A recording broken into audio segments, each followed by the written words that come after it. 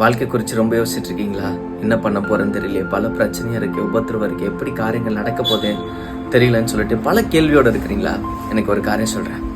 இப்படிதான் ஒரு நபர் பார்த்தீங்கன்னா பாளையத்துக்குள்ள கர்த்தரை ஆராதிக்கணும், பெட்டியை கொண்டு வரணும்னு சொல்லிட்டு, அந்த உடன்படிக்கை பெட்டியை கொண்டு வரணும்னு சொல்லிட்டு பல திட்டங்களை போறார். திட்டம் போட்டு போறார். போற ப்ராசஸ்ல திடீர்னு ஒரு பிரச்சனையை பார்த்தோன்னே அந்த திட்டத்தை பாதியில கையை விட்டுறாரு. விட்டு கொஞ்ச நேரத்துல பல குழப்பங்கள், பல இது நடக்குமா நடக்காத பல கேள்விகள். விட்டுட்டு போயிட்டாரு. சரி வேற எதனா பார்த்துக்கலாம் அப்படின்ட்டு காரியத்தை மாத்தி யோசிச்சாரு. ஆனா ஆண்டவர் அவரை விடல. திருப்பி அந்த காரியத்தை கொண்டு வந்து வச்சாரு. திருப்பி அவரை இழுத்துட்டு வந்தாரு ஆண்டவர். இல்ல இதுதான், நீ நில்லு, நான் உன் மகிமையை காண்பிப்பேன், நான் உன்னை நான் ஆசீர்வதிப்பேன், இதை நீ கொண்டு போவ அப்படின்னு சொல்லிட்டு நம்பிக்கையோட திருப்பி வந்தார். அவர் வேற யாரும் இல்ல, தாவீது. தாவீது பார்த்தீங்கன்னா கர்த்தருடைய பெட்டியை கொண்டு வந்து ஆராதிக்கணும் மகிழ்ச்சியோட நினைச்சு முதல் முறை போறாரு. அதுல ஒரு பயத்தை பார்த்த உடனே, பிரச்சனையை பார்த்த உடனே விட்டுட்டு வந்துட்டார்.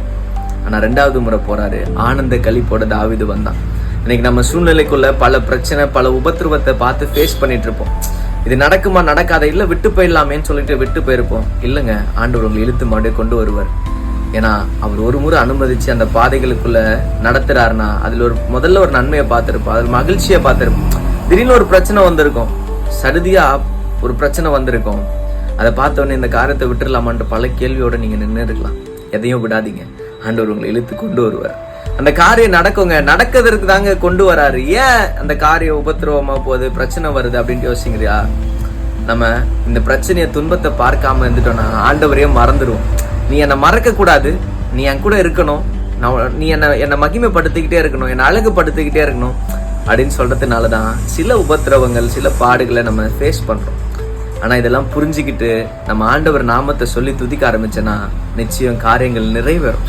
நீங்க இன்னைக்கு கலக்கத்தோட இருக்கலாம், இது எப்படி நடக்கும், இது நடக்குமா, பல கேள்வியோட சந்தேகத்தோட இருக்கிறீங்களா? உங்களை பார்த்து சொல்ற இயேசுவின் நாமத்தில் எல்லாமே நடக்குங்க.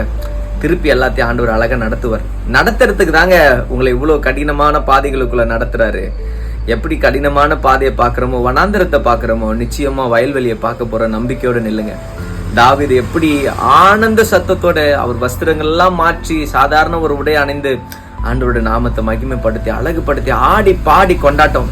நம்ம கூடாரங்களிலும் இந்த ஆடல் பாடல் கொண்டாட்டம் நமக்குரிய காரியங்கள் நிறைவேற போகிற நாட்கள்ல நடக்கும். கவலைப்பட்டு சோர்ந்து போயிட்டு காரியத்தை மாத்திடலாம், விட்டுடலாம், திட்டங்களை முடிச்சுக்கலான்ட்டு எதை பத்தியும் யோசிக்காதீங்க. நிச்சயம் நடக்கும், நடந்தே ஆகும். அதனாலதான் இந்த பாதையில நீங்க கடந்து போயிட்டு இருக்கீங்க. இன்னைக்கு எதை கண்டு சோர்ந்து போகாம கலங்காம நில்லுங்க.